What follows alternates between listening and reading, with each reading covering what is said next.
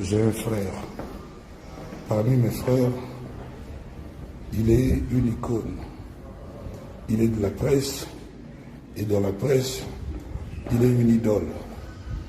Il s'appelle Londol Adi, Adi Loba. Je suis heureux, les amis, aujourd'hui, de faire cette petite vidéo à l'idole et l'icône Adi Londolé. C'est un gars qui a grand cœur, qui a l'essence de l'initiative, un gars plein de talent, et il est de ma famille.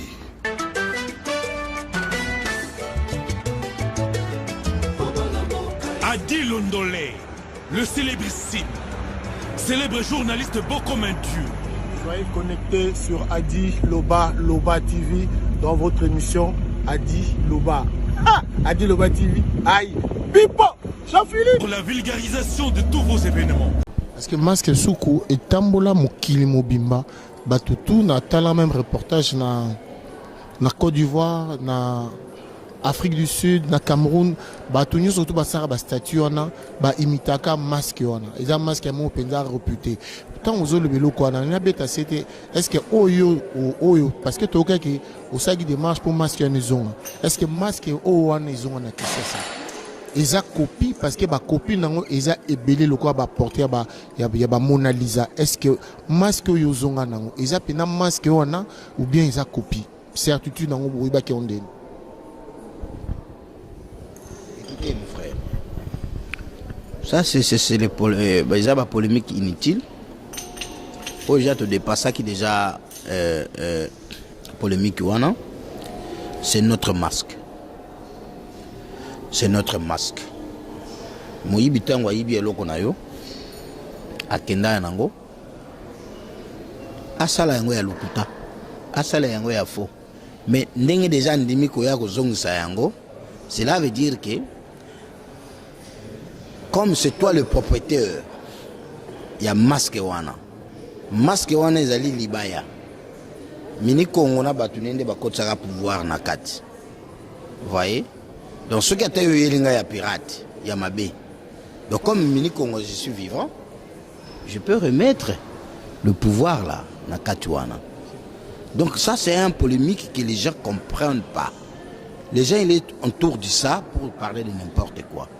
Parce que ces gens-là, bah na misu ya beaucoup côté. Vous comprenez? Nga na misu nga ya beaucoup côté tant muyibi déjà yé ko zung c'est nga elo. De ce qu'il a gagné. Ndenge na gagné, ce que tel temps masque on est yaki na ko peso ba image. Tant ngai mkonzi mboka permettre que na ki nekotala yango. Na kinenga mon côté. J'étais parti avec le propriétaire, grand-fils, il y a où il a créé un masque parce que les artistes ont créé un masque. C'était pas roi Miniko on a créé un masque. Non, il y avait un artiste où il a créé un masque pour naïr la roi, pour que le roi bondakana, n'est-ce pas? Et cette famille-là, il y a moto à créer un masque. Ils sont encore aussi là, ils sont vivants. Vous voyez? Donc, qu'est-ce que moi j'ai fait? J'ai appelé cette famille-là. J'ai appelé le plus doyen de Bassoukou. J'ai appelé toutes les notabilités. On a fait notre cérémonie. De Keikota la masque. Quand on te commune devant Yango, on va le diriger. Parce que Moïbe est Kozongsan. Donc nous, on va le diriger. Et puis nous, on a des cérémonies qu'on va faire pour le rendre encore fort. Pour Bundé la Congo. Parce que ces masques, ce n'est plus des Bassoukou. C'est des masques du Congo. Alors, tant que vous êtes président, à permettre bio aux masques aux Congo. Non. Moi, j'étais allé voir le président pour lui donner toutes ces explications, comme je viens de dire. Tête, Bassoukou, masque, tout. Le président m'a dit, na diplomatie, il va voir ce qu'il va faire. Que non, que nous avons justice, comme c'est quelqu'un trop sage, le président jouait son diplomatie avec le blanc, avec le belge, pour que le belge va sans problème. Vous voyez? Et le belge va c'est des bisous masques. Et il y a Congo. Bon, comme c'était le président qui avait fait ce démarche, donc carrément, le Belge va remettre ça chez le président de la République. Parce qu'à l'époque, il n'y avait pas de président. Il n'y avait que Roi Minikongo. Mais là, maintenant, nous avons un président. Vous comprenez? Donc, c'est qui va coopérer entre deux États. Vous comprenez? Donc, Bazui Masque, on a président de la République. Donc, on a président de la République. Et son tour maintenant, il va donner l'ordre au ministère de la Culture et Art. Babenga Roi va présenter Masque. Vous comprenez? C'était comme ça. Et ministre de la Culture et Art a subi ce programme avec une misée. Comme ce n'est plus le masque de Basuku. Donc les Basuku, on n'a plus d'autorisation. Il y a Rozoyango. Qu'on s'approprie, non? Voilà, ça devient le masque pour le République. Vous voyez? Pour le République. Donc carrément, il fait faire un musée. Il y a Bisso, Congolais. Mais vous voyez que c'est le masque du roi Minikongo. Vous voyez? Donc c'est le roi Minikongo, maintenant, qu'est-ce qu'il va faire? Il va faire face à la cérémonie, à rendre encore fort pour que de la Congo. Pouvoir Izonga. Parce qu'ils ont une Congo. Vous comprenez? Donc c'est un peu ça. Donc alors, quand on a visité ça avec tous les Soukou, toutes les notabilités des Soukou, tous les groupements même de Basoukou, et qu'est-ce que je fais? On était allé maintenant pour remercier le président de la République. Pour lui dire que merci, monsieur le président. Yayo Kozong Selabiso, masqué. Oyo. Hein? Alors, c'est là où maintenant le problème de Bateke a commencé. C'est là où le président, après savoir de parler avec nous, le président, il n'était pas content dans ce que Ibandé Koleka n'a Kwamoto. Parce que c'était déjà un mois déjà. Batbazo Kupa, tout ça. Pour Kataba chef Mitou, Yabayaka, Yabateke, Bayaka Nabateke. C'était déjà, hein, Ibandé ça a déjà bien été. Et maintenant, le président était que papa, Yaba Congolais, était que maman, Yaba Congolais. Le président était touché de voir les deux ethnies. C'est là que le président il va nous intéresser maintenant, tant que nous sommes le chef de Grand Bandundu. Le président il va me dire en pleine heure, en rien, comme ça avec le groupement Nanga et les notabilités, que mes grands chefs, mais peut-être la fois passée, mon président na place Moro Matadikiba, les Katanaki, les mêmes façons, chef ou mais vous, les chefs, qu'est-ce que vous faites? Hein? Il n'est pas Fumu. Devant moi, il ne faut pas l'appeler Fumu. C'est vous. En tout cas, il n'est pas chef coutumier. Parce qu'il n'a pas le teur comme moi. Donc si, ok, nous autres, pose cette question à Difima, va voir si je vais te payer le billet, tu viens. Et Papa Koussou. Papa Koussou. Papa Koussou, c'est un chef coutumier. Papa Koussou, c'est un chef spirituel. Voilà.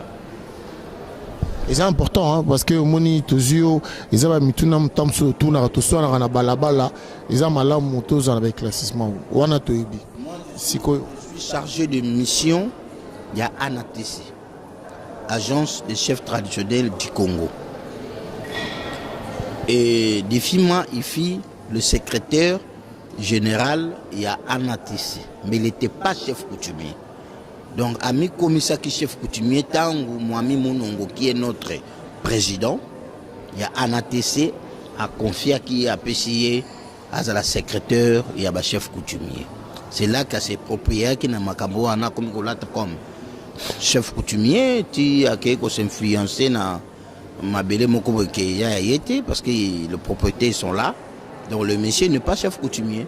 Mais comme les gens le voyaient trop à la télé, avec le chef coutumier, parce qu'il était secrétaire général, il y a ANATC. Et quand les gens le voyaient trop parler de chef coutumier, c'est là que vous l'appelez un Fumu. Mais il n'est pas un Fumu, il n'est pas Sa Majesté comme il appelle lui-même Sa Majesté. Parce que pour être Sa Majesté, tu dois être chef de chefferie. Pas un groupement.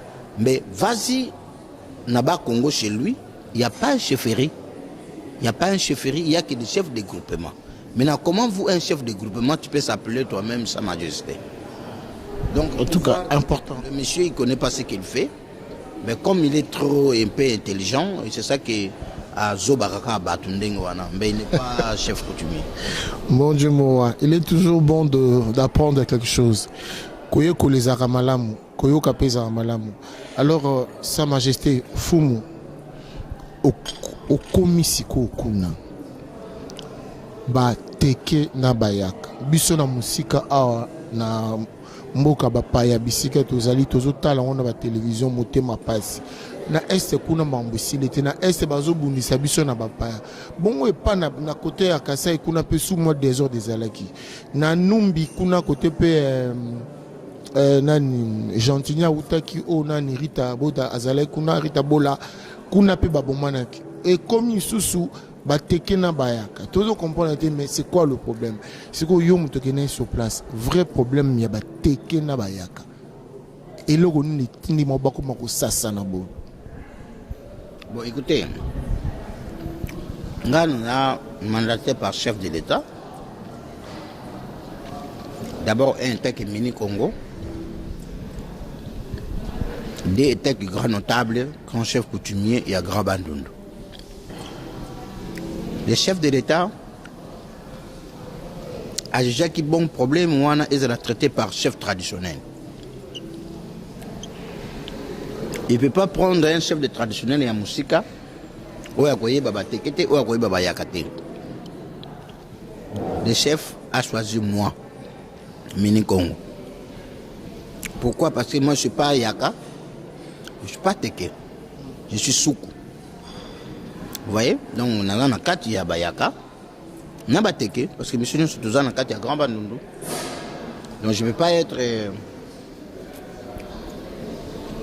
la partie prêtée. Voilà, Yakolobake, non, comme le Yaka, je peux comprendre que Yaka, Nazala pour le Yaka, non. Donc tu es neutre, parce que neutre et permettre au ça jugement bien. Oui. Donc les gens, ils sont en train de me taxer, tout ce qui est bateau taxé, je comprends, parce que Moutsu Aza malade, elle va vivre plutôt à Bika rapide. Hein. Donc moi, pour moi, je comprends les téquets, pourquoi me taquine, pourquoi me donne tous les noms, voilà. Bon, je comprends, mais il y a des téquets au bazo loué, hein, au bazo sanzambe abakselanga mikolo. Parce que la politique, na bakonza politique et belé pas attaquer ndé tozo kana ba réseaux sociaux pour citer les noms, ceux qui ont le kuta batu baroye ba se pesa sur batu baroye ba par exemple président assemblée n'était monsieur Mbosso fait parmi bateau bazo attaquer ou baza contre eux dans la démarche ou ça. Bon, comme il a jamais parlé de moi en face comme ça, je ne vais pas dire oui. Ndenge bino boza ba pande sango. Bino nde bozo yoka. Donc moi na boya pe ezate. Mais moi pe na ndimango pe ezate parce que Mbosso c'est mon grand frère. C'est mon grand frère et c'est notre papa au République et Pessignonso. Depuis Vie Mobimanaye, République Inde Pessignonso. Donc je crois il n'a pas l'intérêt vraiment. Yako Bundisanga parce que je suis mandaté par chef de l'État. Donc un chef de l'État, à Salakapona chef de l'État, État que président de l'Assemblée nationale, et moi aussi je travaille pour le chef de l'État parce que je suis chef coutumier. Je suis chef coutumier. Félix Antoine Tshisekedi Tshilombo, il est le premier chef coutumier, comme il est premier magistrat suprême, comme il est premier commandant suprême. Donc chez nous aussi, la coutume, il est notre premier chef coutumier. Donc nous tous, les chefs traditionnels, on ne travaille qu'avec le pouvoir en place. On travaille qu'avec le président établi. Donc nous, les chefs coutumiers, nous sommes apolitiques. Alors, si pour Tozon, on a aussi ça? Oui, il faut aussi ça. Nous sommes apolitiques, en fait. Biso Toza pour un président de la République, pas pour Mbosso. Mbosso, il a un mandat. Bientôt là, il va partir. Mais moi, je n'ai aucun mandat. Donc moi, je suis là pour du bon. Donc ce qui y a Ngabunisanga, c'est que c'est erreur. Parce que moi, je suis là. Moi, je suis là. Je n'ai pas le mandat. Vous avez mission au Bakoko Nanzame Bapisio. Bon, si parce que Batubazo c'est là-bas, et Bapena Tina Yango Izanini. Conflit en Yokine Kuna, Bazo il est là, Nini. En fait, monsieur Londolé, conflit wana, ce n'est pas les Yaka et les Teke, non, c'est faux.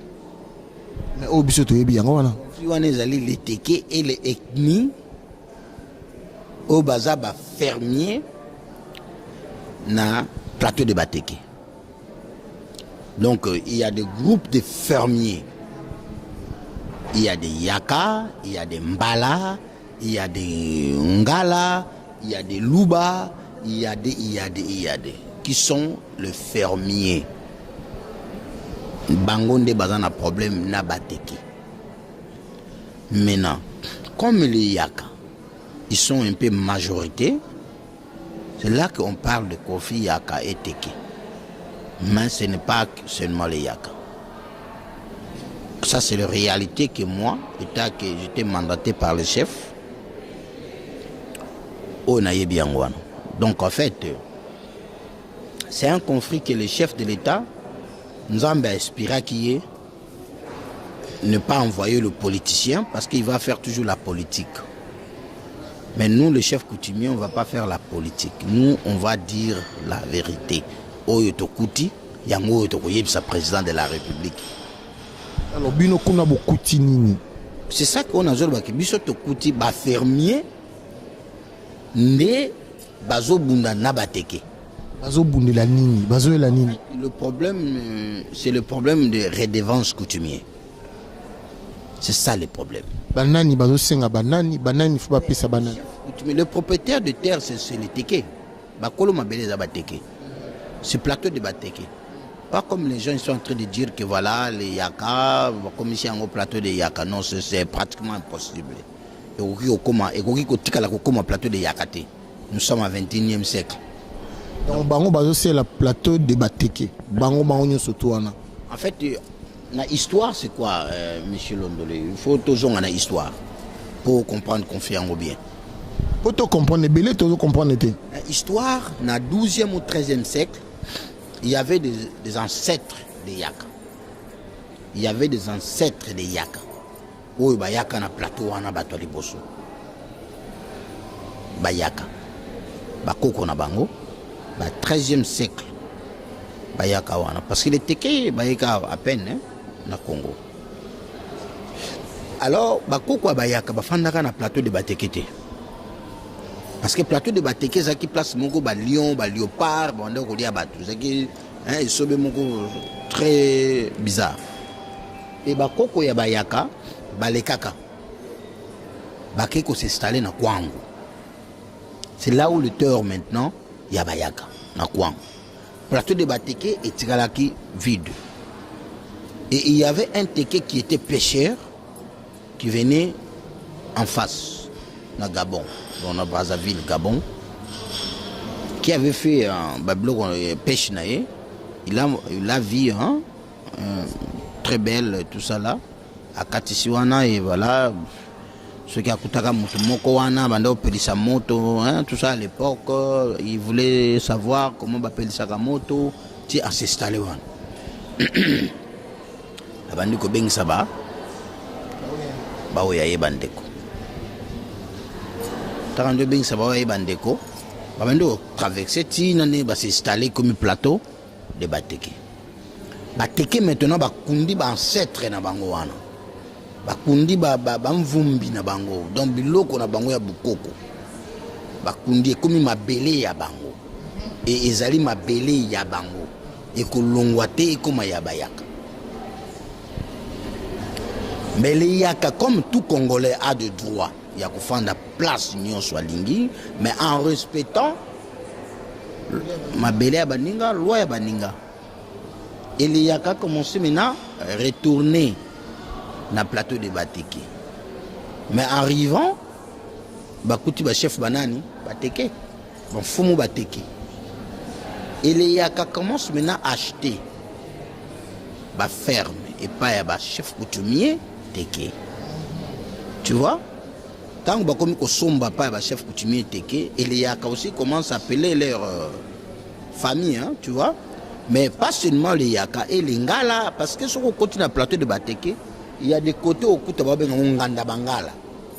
Donc il n'y a que des Bangala là-bas. Plein. Je n'ai côté Kouta Bakassaï. Parce que c'est un plateau, c'est un terre où est beau terrain. Moi, Bafoufou ça devient là-bas. Et pas un Angapé, bien sûr, mais majorité qui ça les a pembé dans le plateau. Alors, le chef coutumier, il y a des gens tout ça.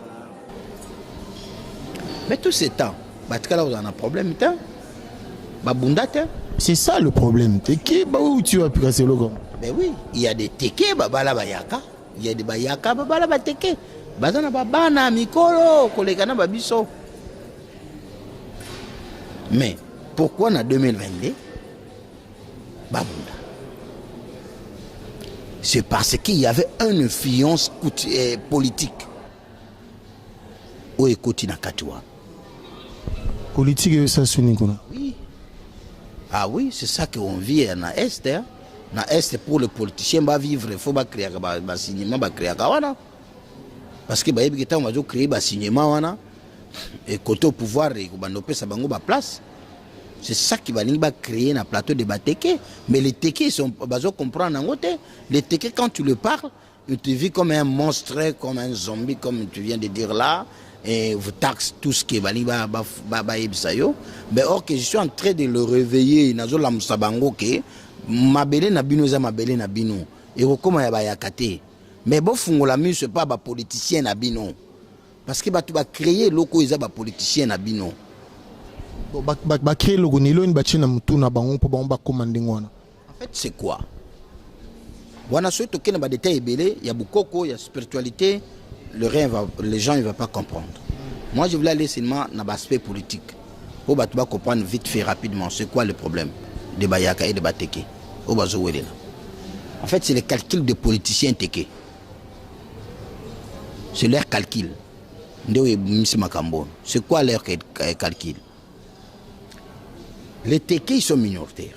Bateke, Bazamouki, dans le plateau. Tu comprends? Maintenant,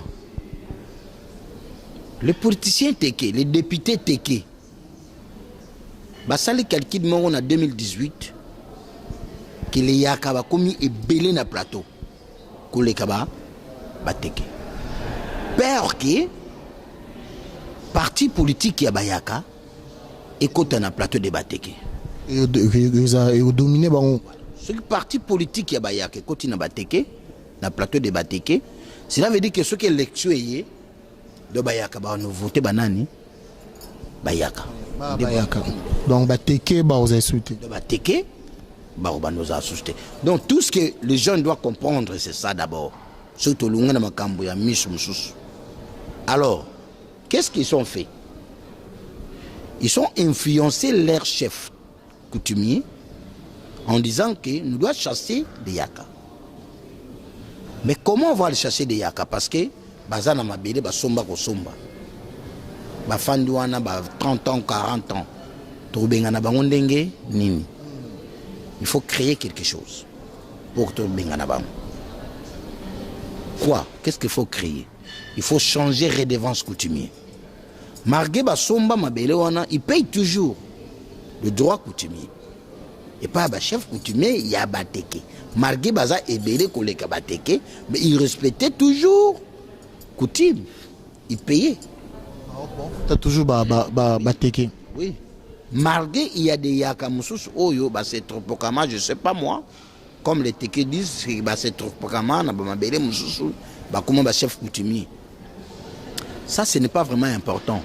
Mais le vrai aspect pour que les gens au bazar maïele, intellectuels, comprendre, calcul, c'est ça. Donc, les Yaka, comme ebele na plateau. Bateke bakomi mukie. Maintenant ba député ya Bateke, ba politicien ya Bateke, ba sali calcul. Ba lobi que non, tu 2023. Ba yaka ba kokoma ebele makasi. Là c'était depuis 2018. Mais si tu veux, je vais vous donner ba preuve, il y a ba journal, il y a depuis tout le film même que ce programme ezalaka déjà à l'époque de Kabila. Programme où ezalaka déjà qu'il faut chasser les Yaka. Il ne faut pas tromper Batou. Vous comprenez? Alors, Na calcul bango basali wana, faut chasser les yaka. Maintenant, comment on va chasser les yaka? Il faut le chercher une infraction. Infraction, c'est quoi?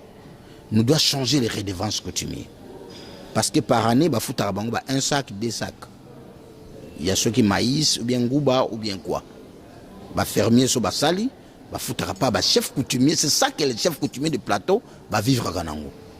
La redevance coutumière. Oh, il va foutier, oh, il va pêcher, oh, il va pêcher. C'est comme ça qu'il vit. Marguerite qui moukie na bango, bazaki toujours na pouvoir na bango, c'est eux le chef coutumier. Bango moko sou ba chef coutumier ya ba eteke.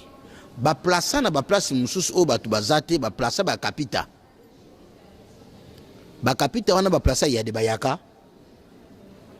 Il y a des baluba, jeu de luba qui est kapita na mabele ya bateke. Ce n'est pas seulement les yaka. Ba plaça batu bango moko. Ba sala ba contrat bango moko yo kongole la kanga biloko na ba fermier après ya kotikela kanga. Ozolanda. Il y a un aspect surtout côté kuna to kene mulai za mulai makasi. Nazo ke nuka na aspect simple. Donc il faut changer les redevances coutumières. Pourquoi? Parce que si tu changes les redevances coutumières, tango goyebi c'est que non, ce n'est plus un sac, ce n'est plus 2 sacs, ça devient 5 sacs. Soba yebi ke batona basala ka ba 6 sacs, 7 sacs. Quand tu le taxes 5 sacs, il va pas le vous donner. Et combien belé? Combien belé on peut s'auter. Ce temps on peut s'auter. C'est que yo pour te les plaintes, non? Kabo ko futanga redevance nangai bokangai. Et il y a des complicités, il y a quelques militaires dedans. Parce que toi qui même na phare DCP, bah comment on compte en akati? Non, vas-y, toi qui nous na simple nan na zo pesa yo. C'est très important que tu vas comprendre les problèmes eux. Donc comme je dis que c'est un problème créé par eux-mêmes. Ça n'a rien à voir avec le président de la République. Ça n'a rien à voir avec le système Nabiso et en tant que papa des nations, c'est ça que le président il veut que cette connerie est si là. Parce que moi, le président il m'a dit qu'il n'a rien n'angaï état que président de la République, Nakolinga confie à Boye et Salama T. Il y a Est, moi je n'étais pas le président. Mais Nazo Bundé ici là. Mais ça, en plein de mon pouvoir, je veux que ça nini. Ici, là. Alors vas-y. Vas-y. Va chercher les vraies vérités. Alors c'est ça les vraies vérités. Et maintenant. C'est quoi la solution? On n'a pas encore une quota solution. Nous allons continuer à nous dire quel est le malade. Tant qu'on va calculer que nos photos chassées, Bayaka, Yaka en général, cela veut dire qu'il y a des balouba, il y a des, comme je viens de dire. Maintenant, Basali réunion na bango moko. Il y a une date, je vais vous dire si je me rappelle encore. Basali réunion moko ba bengi tous les chefs coutumiers bateke. Na kwa mutu. Et pas ba député na bango. Bango moko ba yebini na zolo ba. Basali réunion ki foto benga na bayaka. Ozolanda. Maintenant, il faut bolu kabo changer bon redevance. Colonel de tel Azali, colonel de tel Azali, ceux qui a beau futa au benga colonel de tel au Kangaye. Et ceux qui ont kangié, tu as nini, ma belle wana. Tu récupères ma belle. Bon, que calcul na bango zaki ma belle, zaki faux calcul. Ba bossene que ils sont minoritaires. Ba toi na besoin nga ba bengana ils sont majorité. Vous comprenez? Alors, tant que babandi biloko wana, babandi ko changer ba redevance na bango wana et bandaki na mabele ya Butulu. Non pas ya Butulu, na mabele ya Dumu. Mabele à groupement Doumou, parce que y a 3 groupements. Na mabele à groupement Doumou, na mboka Machambé. Et pas un chef Ngambi. C'est lui qui avait commencé ça. Bitumbaoui. Il y a Ponami Abimi Motogashi. Donc cela veut dire que il y a un tel bossa au changer redevance. Mais à complicité à Bangonios. Mais il y en a aussi des chefs Teke qui ne sont pas vraiment partants, qui ne sont pas d'accord. Ils ne sont pas d'accord. Il y a des chefs coutumiers Teke où ils foutent ça bloc. Mais ils sont des victimes seulement parce que c'est quelque chose déjà ici est bimi. Tu vois? Alors, dans le groupement wana Doumou et pas il y a cousin parce que chef coutumier wana za cousin il y a chef de groupement wana. ya Doumou. Il s'appelle Ngambi. Namboka Machambe. C'est là où Yenda Banda Kilouawana. Il y a Baksikou d'ailleurs na bassin à Diamba. De ce pêcher 5 sacs. Bassin à Diamba, 2 soso, tabac, bloc bélé. Aïebisi na ba fermier na union tout. Ba fermier ba boui. Ba opesa yangote. A bloqué bango accès. Il y a ba produits agricoles et bimara sous-souté. Donc à bloquer entrée wana ba grand carré kotaka na ba ferme pour que nous ba biloko. Voilà, tout fait bango ba osumbonde. Et maintenant ba komisko biloko belé et toni bango na ba ferme na ba zamba na bilanga moye bimezate. Et le fermier qu'est-ce qui va salaki ba ke ba fundi na l'état. Bazana ba plainte na bango. Ba ke ba fundi sans succès. Et bah décider maintenant tout sangana tout qui na carré à chef dans la lupango ya chef tout qui ne koye bisaye que on va pas payer ça donc il faut afungola nzela biloko to ça ni to banda ko bimisa to futa ndenge kaka ba ki manifester c'est leur droit baza ba congolais baza na droit au vivre na mabele place balingi ko zala na Congo ko privé jamais ba congolais ba vivre. C'est ça que les Teki doivent comprendre. Mais les Teki ne comprennent pas ça. Batouana Bakei ko déclaré pas un chef. Tant que comme pas un chef, quand nous avons manifesté, non? Bisso, pas Libange Bimi. Tant que Libange Bimi, il paraît.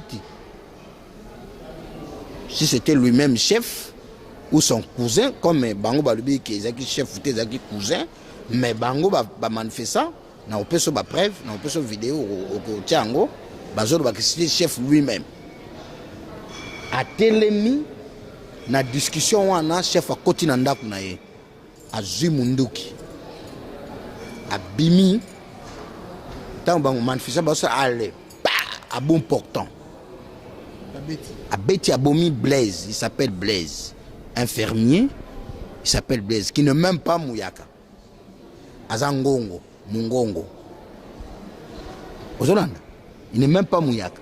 Azan Mungongo. Chef à Bétier Massas, à bout portant, sur place.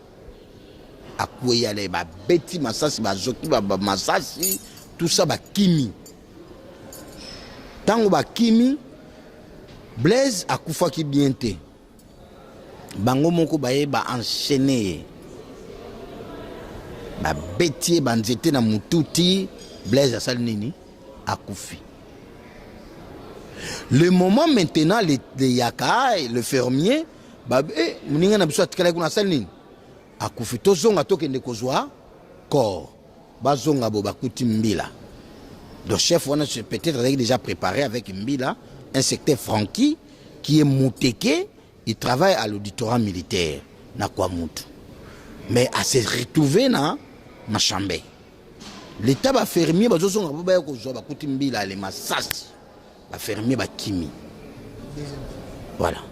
Sikoyo, il faut ba zo quand même atakor inaye ba pesa bango. Selon bango ne ba zo expliquer ngai. Bango ba zo corps na ye ba kei ba kundi ango demi. De ba kundi makolo libanda Moutou Libanda. Tu vois? Non, Makolo Libanda, Bakundika Aou. Na Aou. Batiki Moutou Libanda, Makolo Nepe Libanda. C'est un message, mes amis. Mais vas-y.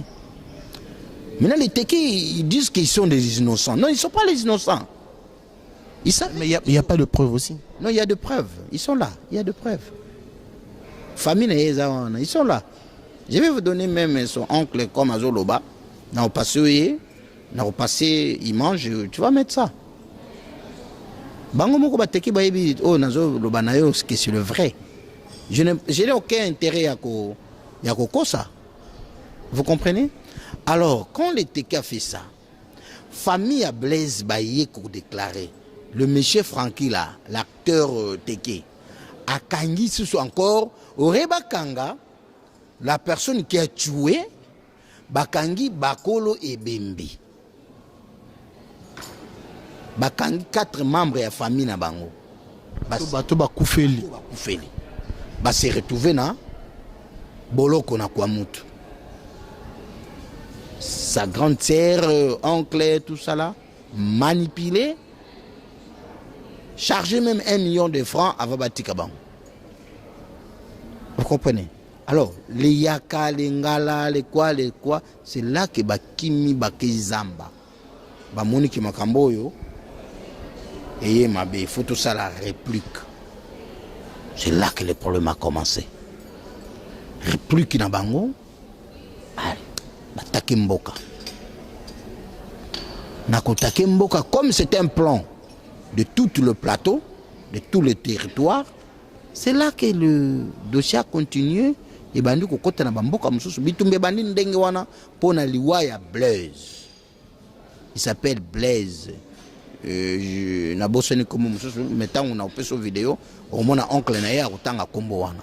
Est-ce que les militaires ont bayaki na machambe ba militaire na machambe na machambe na machambe na influence ya chef coutumier pour chef coutumier na relation na mutu ya le militaire là il s'appelle Francky oya utaki na nani il est teke. Donc il est teke. Il vient pour protéger son cousin, je sais pas, et deuxièmement il y a un certain Miller qui aussi, moi, il y a chef de groupement, il y a Doumou qui fait maintenant intérim.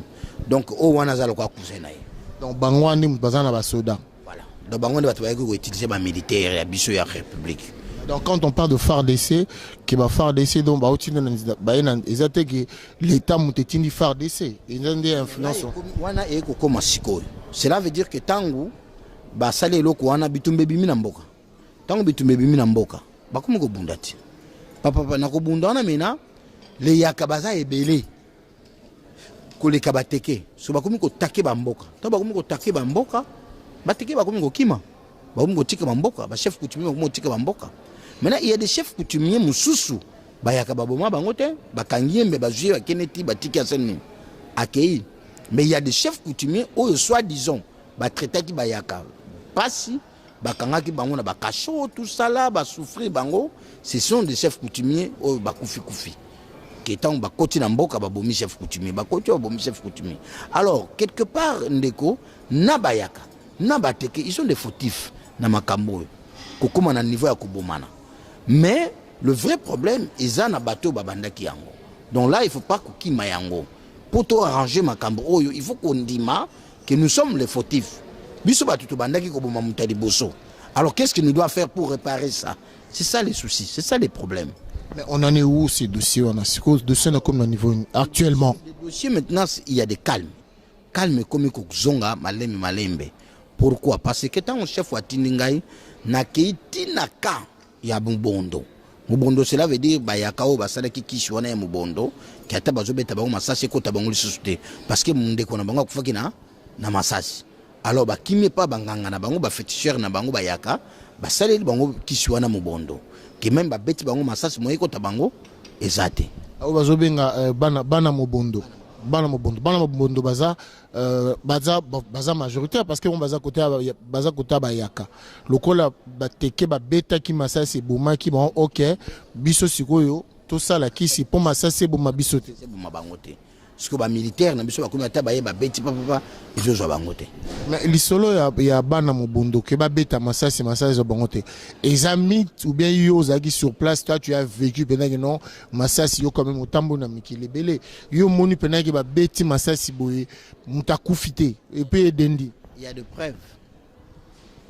preuves, je peux vous montrer, il y a des preuves camarades. Ce n'est pas fausse information hein. Vous avez votre journaliste Dani que tu viens de parler. Ouais, Dani beaucoup m'a salé qu'il m'a moi n'engona. J'étais avec elle, on était parti avec elle dans la mission. Il a vu, il a écouté. Donc ce n'est pas fausse information hein. Donc c'est quelque chose, c'est vraiment comme ça. Mais nous étant que les chefs, on va prendre la solution pour que Makambouane ici là. Yo omekagi mo bondangote. Non, mon bondo d'abord, c'est que tu na biso. Basuku. tu biso to benga ngo makubidi. Makubidi wana biso to benga ngo nde bango ba benga ngo mubondo, bango ba yakana ba tout ça là. Mais chez nous c'est ça ezalaki oui que moulele pierre, mai wana moulele pierre. Autre bien ben pas en Europe masolin pas pierre moulele. Donc c'est quelque chose c'est vrai. Donc bango sikoyo ba jure na kombo ya batu na bango bakufaki. Tu vois? C'est ça que ça fonctionne parce que ba jure na kombo que non l'a dit londolé azande konanga kufi na makamboyo. Donc voilà donc ngai vraiment faut ba koko bondi melanga parce que ba bominde konanga. Tu comprends? Donc c'est les réalités hein, batu na ba vivre na bazamba. Biso to vivre à bango ba mona ata mwindo te ba yebi yango te. De ba na jar na bango mo ba vivre là. Surtout ba sali biloko na bango wana alors ba ancêtre na bango bandimeli bango ba pesi bango pouvoir wana. Donc comme sikoyo ko boma wana to ba komi ko boma gouvernement ko tikate ke batumso ba boma batumso. C'est là que le gouvernement mène tindi ba soda po ba kene ko sani ko protéger. Tant que le gouvernement tindi ba soda protéger ba moni que besoin continuer. Qu'est-ce que le militaire va faire? Va tirer. Et quand le militaire tue a moni que zoko ta muto ngote soda ça na joie tiki mundu ka kene. Donc tu vois, c'est un peu ça. Et c'est là que bana mubondo tant que militaire ba comme beta bango masasi bana mubondo siko ba non ah bon donc le militaire ça contre biso. Il n'y a plus de Teke, ce n'est plus de Teke et les Yaka, ça devient FARDC contre biso. Contre nous. Tout bunda siko na ba militaire. C'est là que ba comme bunda na ba militaire. Or mission à la base FARDC qui porte Kimia pour protéger les deux ethnies. Tu vois? Maintenant, et il dit que non, le FARDC commence à le tuer. Donc, bon, bango. Donc, c'est que, les Babomaka Blaise, c'est ça qui va instrumenter Bisso aussi. Le Bisso, c'est que bon, FARDC. Donc, c'est ça les compréhensions contact entre Mobondo avec le FARDC. Et là, maintenant, actuellement, qu'est-ce qui se passe? Parce que tout le monde, quand émission à Bisso, Naïbi qui est bon, encore rebellé, mais oh, déjà, Sa Majesté Fouma Pessi Bisso, tout qui est déjà rebellé. Mais si concrètement, les toujours quand émission à Bisso, situation actuelle entre les Teke et les Bayaka, quand on dit Bayaka, Baza tellement bien Nakatiwana, situation actuelle, Sa Majesté Fouma Tozano Ao. Situation les amis. Situation actuelle, les que on est encore en mission. On a pour 3 jours. On a pour 3 jours pour mon docteur par rapport à moi mouvement na sala qui a ma ben à l'écolo. C'est ça qui est qui France vite fait. Donc en fait situation actuelle les qu'il y a des calmes maintenant. Ba place ba monte bandé kopé la makasi comme il y avait de présence des FARDC et le gouvernement congolais a décidé de retirer les FARDC, de mettre la police parce que la police a salami pour na retraiter le problème, tu vois. Et peut-être c'est là où est pesé nanga ipe na joie qui occasion ya kokota tie pas bana mubondo na solo lina bango na transmettre des messages à chef de l'État, ils sont maintenant calmes. Bandimi que chef de l'État atindeli bango mutu pour ya ko ibisa bango qui sont toujours les Congolais. Il y a une responsabilité monene. Ah oui, ils sont toujours les Congolais. Le chef ne peut pas tuer les Congolais, mususu a protéger les Congolais mususu. Et d'ailleurs, comme vous êtes les guerriers, l'armée congolaise a besoin de vous. Donc si vous, il faut boya même soutenir les armées, tout bundana ba Rwandais, que muteke azande konayo. Donc il faut le pardonner. Hein? Le reste, on va traiter ça. Hein? Biso entre ba coutumier to fanda to traiter en poto bongsa mabele parce que batu ba kufi ebele na makambo nde konangai. Donc on va traiter ça sur le plan traditionnel. Mais si vous pouvez venir servir l'armée congolaise comme ça Mubondo yo tout le monde n'en pas ba Rwandais. Donc on a presque Mubondo ça na ba soda FARDC la République est préférée comme vous êtes le Congolais, vous n'êtes pas le Rwandais comme les gens disaient d'être mon arabisun ce madame gouverneur et à Maindomba Lobaka que non, il y a des Rwandais, il y a des Mbororo, bangonde bazokate batumitu, bangonde mais ce n'est pas vrai parce que moi j'étais allé là-bas, il y a aucun étranger dans groupe wana. Izaka baluba na personne na message à baluba na kiluba. Message à Bangala na bakati ya bana mubondo. Donc je les convaincu, ils sont acceptés de servir l'armée. Donc totoka on a bango kutu balobi comme ça mubondo tuzo ke ndisiko kubunda nango na est to benga na Rwandais. Et là, comment lobby a photo ça très attention nango. Ndenge bazolu kaba recruter ba militaire pour na aussi ça ba guerre au tozana on est na est. Likanisi bimia lokola bino bozana kisio yo masate zora binote. Au lieu to bunda biso na biso malamu mingi bino kutuboya kokende kuna place bazo beta batu masasi comme ça to longue tumba ona kuta es likanisi ngo bimia likanisi mo kanengo na ngomte bimi. Bien sûr, gouvernement monique, ce sont des guerriers, on ne peut pas le perdre. Ce sont des guerriers, ils sont des Congolais. Il n'y a pas d'étranger. S'il y a un étranger dedans, le gouvernement va recevoir binoté. Là, c'est l'accord où le président Félix Antoine Tshisekedi Tshilombo a décidé qu'il vraiment M23. Jamais va intervenir dans l'armée. Ce sont des rebelles rwandais, ce sont des étrangers, qui ont infiltré l'armée. Là, c'est différent. Là, ce sont des Congolais. Banamboka. Bango nyonso so yoki wa lingala na munoko bango kudwazo bakeno so to kanja ta Rwanda moko awo to ko papa yende donc biso photo kini ko papa bango kuna bango na minduki biso kana ba flèche na biso to ba mais armée gouvernement de non faut beaux apena former ba militaire bokene obunda kuna na mobondo. Donc je les convaincu, ils sont acceptés d'ailleurs ba pesa nge chantier ya 100 na yaki na bango na Kinshasa. Bazong selinga ba armée au nyos ba botola qui est pas ba FARDC parce qu'il faut batuba yeba parce que les gens sont en train de confondre bazol ba que no ba armée na bango wana na na pesa ki bango non ba armée nyoso bana mubondo bazana ngo ba botola yango pa ba soda na biso o ba FARDC ba tika ki voilà donc ba ko ko taquer ba FARDC becha monike simita boki munduka kenai ne ba armée bango bazwa ki pourquoi ba armée na biso nyoso ya république eza marquage. Ils ont un numéro. Oui, côté un système nabiso. Donc, le chef de la maison militaire que je salue, le général Franck Tumba, a marqué l'armée sur la République démocratique du Congo. Donc, l'armée est zongi na FRDC, na gouvernement, na kene ko présentant na gouvernement, balance roquette, ba mag, ba tout ça là, ba mortier 60. Gouvernement écouta la ba numéro. Et talina système nani mukolo arme o baoyeba na mukolo arme na unité na mukolo bapesa ke yango. Merci beaucoup Fumu pour na maloba o pesi na siresika bozali boyoki boyoki Fumu. Cela n'empêche bino pe bosala ba investigation na bino bino pe bosala ba recherche na bino pour ceux qui m'a fait malobi et ça seulement na kanisi boki alobi penza na muzindo bongo Fumu tozana yo tozokanga maso na biso na mukona lelo liloba ya suka pona kanga émission na biso okolobani. Non, moi je pense qu'on garde contact parce que nous sommes encore là dans la mission parce que on a baza ebélé. Nous doit conférer que tout le monde bangonyo so basa nini babima. Donc là je vais rentrer encore na Zamba pour continuer ma solo na bango pour bangono so babima insécurité et si là parce que bande ko na so bateki balobi ki ya insécurité pendant que bana wana bazana na bazamba. Alors ces enfants là de Mobondo ba accepter bangono so na bimisa bango na Zamba. Donc là je vais rentrer encore pour na bimisa bangono so na Zamba de façon que bazamba on est à la vide. Le teke le fermier normal bazonga na vie na bango normal. La police est gardée bango. Parce qu'il y a un plateau de Bateke, mon frère, il n'y a pas de loi. Il n'y avait pas de loi.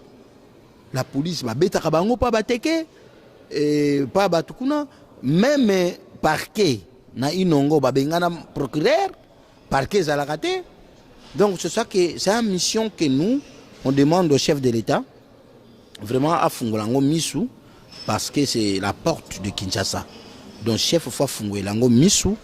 De façon que tous ces députés au bazo ko influencer bateau jusque là bazo continuer ko influencer bateau bazo continuer ko lobamba n'importe quoi que voilà mais pendant que ces députés là il faut baza la sanctionner parce que baza na ba plainte belé tu vois. Donc c'est un dossier pour le moment tous en phase il y a pacification mais il y a un autre page où il y a justice. Donc il y a en justice où il y a après tout ça. Mais avant justice, nous devons d'abord pacifier le terrain, conflit ici là, et maintenant justice c'est ça la moussala et landa, où l'union se dit beaucoup n'est ça ni et ça n'a qu'à. Donc moi pour moi je vais dire à mes frères Teke, batika basuption batika babiloko wana bilobaloba. Il y a des calmes aux revenir dans ma belle à plateau de Bateke. Mais comme ils sont malades, et Yaki, et oui aussi l'ambala mon côté. Même eux les Mubondo, ils sont aussi prudents. Est-ce que Tokende ou Betokenete. Donc c'est à moi, étant que chef de mission, on a continué à convaincre que Bangouna qui sont des fils du pays pour que inquiétude ou donc nous devons soutenir notre président de la République, notre gouvernement. Il n'y a que seul gouvernement, il n'y a que seul président nous avons, c'est lui-là. Donc si on ne le soutient pas, tu vas soutenir son âne. Les Congolais, il faut tout le monde, même si on n'a pas de ndeko, beauté à bandeko. Babiloko on a ko finga ka ba politicien, moi non non so finga ka parent azaka mwana maudit. Parent na yo azala mabe, azala malamu, il faut toujours ko bomba salité ya mboka na bino. Bandeko na poto ko finga, ko sala boy, ko zongisa boy, mais non ça n'a pas de sens. Les Congolais au photo sala ezali ke to koma moko, to construire mboka wana. Mboka wana o tuboya kuluka awe zakuna camarade. Mwinda oyo banda tokongango na Congo. Nous avons beaucoup d'argent plus que France. Nous avons beaucoup d'argent plus que toute l'Europe. Nous les Congolais. Mais ceux qui ne sont pas ensemble, moi to tongango ezate. Donc tout tika ba tirer mawana inutile. Vous voyez, pour que tu soutenir le pays. Donc pour moi je vais vous remercier. Nandenge s'est déplacé pour na koya kokutangawa. C'était brusque mais j'ai accepté pendant que je suis un acteur du Congo, je suis un roi, je suis votre frère. Donc moi, il y a beau intervenir dans Bunezalakité, mais on a péché les Araka, moi Nambo. Mais si on garde le contact, pendant que nous sommes là, on travaille, on va vous informer. Tu peux même se déplacer au Yéna Congo pour voir comment on travaille. Ndengeni bana wana ba kota armée. Ndengeni ba aussi de sa formation ndengeni ba okene ba depuis que biso est wana donc nzambe a batela bino na bakoko boye ba ke chef coutumier azando kité ndenge na zongeli osusu chef coutumier azali représentant ya nzambe nzambe ndi apesa biso pouvoir tozana yango donc nzambe a batela bino. Merci. Merci beaucoup, une émission très enrichissante. Bapisa msusu ngape nazoyi kwa lekola nkakawa yango mona réaction za koto avumara nzokande sa majesté fumwazana e tamusu ba pesa e bonzambe. Je remercie l'équipe technique, je parle de JC Mwanda Sokiote. Merci beaucoup na équipe ya Pactol Malonga, bonne année Dani Bokombe Tsunami, bonne année 2023. Grand prêtre César Ngadi, Ozala bien ici Kabozali. L'émission, c'était bel et bien votre frère, votre humble serviteur, le célèbre journaliste Adi Londolé, beau comme un dieu. Woka Mwate, Soina Kekuna, Narokina Bonzambe, pasteur Francis Lola Rosambela, prophète Denis Rosambela, Narochape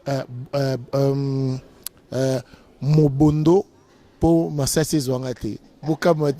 Le célèbre Adi Londolé vous dit à très bientôt. Surtout merci Nayo Fumu.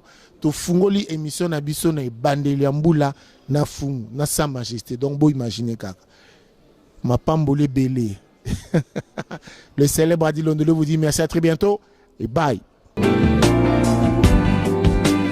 La soirée Saint-Valentin de Adi Londolé et de Domitil Makenja, Kafu vous invite à l'adresse ci-après, 14 rue de la Pointe, 93 130, dans l'espace Noisy-le-Sec. Après donc la Covid-19 et les stress de confinement, voici spéciale soirée Saint-Valentin d'Adi Londolé et de Domitil Makenja. C'est samedi 18 février 2023 à l'espace Noisy-le-Sec, 14 rue de la Pointe, 93 130. Une soirée de responsable. Responsable parce qu'il est unique en son genre. La soirée des amoureux, venez vivre les amoureux, par les amoureux, pour les amoureux. Dress code bleu et blanc. Spéciale soirée Saint-Valentin Mbaloyo. Kafu na Kafu. Tu invité ba amoureux nyos. Valentine na Valentin na yo. boya vous a invité. Oui, bien très simple, tout change raté. À l'espace Noisy-le-Sec. 14 rue de la Pointe, 93 130. Noisy-le-Sec. Je serai là. Et là, quand on ici, moi, mon cœur, ils ont des tenues bleu et blanc. Spéciale soirée Saint-Valentin, tu as invité Bino Nyonso. Bino ba couple, Bino ba couple, bozang en place à Okende. Moi, c'est mon bal jour à Saint-Valentin. Au cas où c'est sa chérie nayo, au cas où c'est sa copine nayo, ton copain nayo. Tu bengi si Bino Nyonso tout. Biso ba tozana scène na bolingo, tozanga te.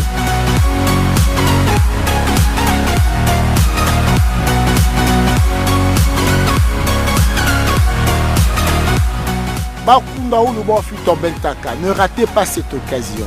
C'est un samedi, le 18 février 2023.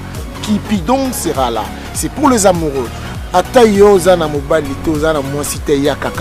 On ne sait jamais. Moi, le célèbre chéri, je serai là. Ne ratez pas cette occasion. Boya et Belé va mourir nyonso. Dans la compagnie qui n'a pas les confinement, les gars qui t'ont ébélé. Même balo ba bina bisu ba fungole bisu makambu. Wa taza molonga nité. Yakawana. Tamsou chance na yo. Éco sourire. Le 18 février 2023, soirée Saint-Valentin. Oye Salamina, Domitil Makenja, Kafu Kafu, na papa Adi Londolé, Toko Zalawana. Bato bazaba amoureux, ils ont moyen de témoigner amour. Il y a moi si na yo. Moi si peut gober ça papa. Oui. Papa peut gober ça maman. Ils ont témoignage des amoureux. Ne ratez pas, je pense que c'est important. Next thing la amoureuse. Moi je suis amoureuse, non, ça raté. Yaba kafu. Spéciale soirée Saint-Valentin à l'espace Noisy-le-Sec. Ne ratez jamais. 14 rue de la Pointe. 93 130 Noisy-le-Sec. Muntuka Shadi Kumbeluto. Loïbons. Tuloku Jamaja, Tuloku Jamaja, Tuleje Bana Betu Jinanga. Walu wa Kumpala wa Antoaji Jilu. Loï Baboui. Loï. Biso ba mouré, biso bato to lingara bolingo. Biso bato za na kati ya bolingo. Ezam koloto lakisa bolingo na biso.